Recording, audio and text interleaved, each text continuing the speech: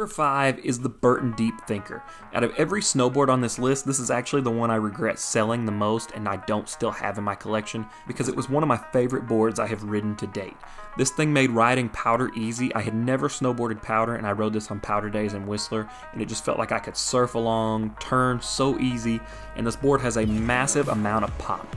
It's one that I don't think I had the skill level quite to fully appreciate when I have it, and I definitely think eventually I'll have another one in my quiver because it was that good. It also gripped really well on ice with Burton's Frostbite technology, and all around just a really fun, poppy, surfy board. Definitely one I want to own again. Next on this list is the Libtech Golden Orca. This is a board that's hard charging, it wants to go fast, plow through everything in its path, and it just inspires you with so much confidence. It also has a slightly longer tail than the regular Orca, which gives you more stability on landings. It also allows you to ride switch without any issues. The only gripe I do have about it is with that longer tail, I don't think it has the most float in powder, so it does give you a little bit more leg burn, but all in all, a really fun board to ride in wide open terrain, and it's one I just really enjoy riding. It also is really versatile with that longer tail. It makes for a great all-mountain ripper, and it holds a fantastic edge. With that magnet traction, it's going to grip in all conditions. You're never going to have to worry about slipping an edge. Number 3, this was my favorite board for a long time, the Lib Tech Orca. This is a board I didn't even want to buy, but I rode one and immediately fell in love with it. It's so surfy, so fun, that short tail, and that C2X profile just makes it be able to turn on a dime and surf around the whole mountain.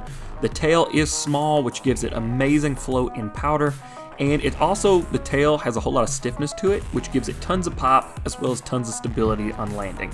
It's one of my all-time favorite boards, and I think it's nearly perfect. I've also ridden the Apex Orca, which is even better if you can afford it. Really, really fantastic board, inspires so much confidence, and I always have a blast riding it. I've never had a bad day on it. This is also a board that, even though it's geared more towards powder, I think it rides the whole mountain well, and if you are somebody on the East Coast, you're again going to benefit from that magnet traction, and it's going to be a really fun time no matter the conditions that you take it out in. Now, number 2 on the list for me is the Jones Mind Expander Twin. This was one I wanted for a while, and I was so glad I picked one up. It rides the whole mountain really well, but in powder it is insanely surfy, especially if you put it in that setback stance. It's just a really fun board to play around the whole mountain. It's stiffer in the middle and soft in the tip, so it's fun to butter, but it's still going to give you tons of stability. It feels awesome on deep powder days. Has minimal leg burn. You don't have to set your weight back nearly as far. It's really easy to ride. And then across the whole mountain, or even when it's slushy, it's just fun and playful and a really good time to ride. I had always heard that once you tried a Jones snowboard, it'd be hard to get off of it and ride anything else, and I can definitely say that was true.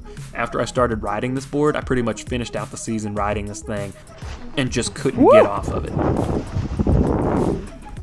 Now, number 1 on this list has to be the Party Wave. The Party Wave changed the game for me, and once I rode a board with that 3BT and that spoon shape, it made me not want to ride anything else. It completely changed what I wanted in a board and has been the most fun snowboard I have ever been on. I can't ride this board and not have a smile on my face. It's virtually catch free. I think you would have to really try to catch an edge. I've ridden it in slush, on ice. I haven't gotten it into powder yet, but I think it's going to be phenomenal when I do. I've even taken it through the park and it's really fun, and it's just such a good board to ride. It's surfy, it's loose, it's got pretty good pop, it holds the edge well even with that 3BT. Even riding it on the steeps of Jackson Hole, I never had a doubt in my mind. Anything I got into, I knew the Party Wave was going to get me through it and I was going to have a smile on my face.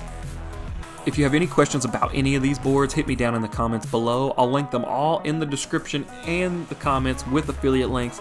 It's going to help you out. I'm going to try to find the best prices. It'll also help me out if you do use my links. It's going to help support the channel, and I really appreciate it. If you have any other boards that you like or you think my list should be different, comment those down below. I'm all for checking out different snowboards. I'd love to do more time demoing different boards just to see how they all ride. Hope you guys got some value out of this, and thanks for watching.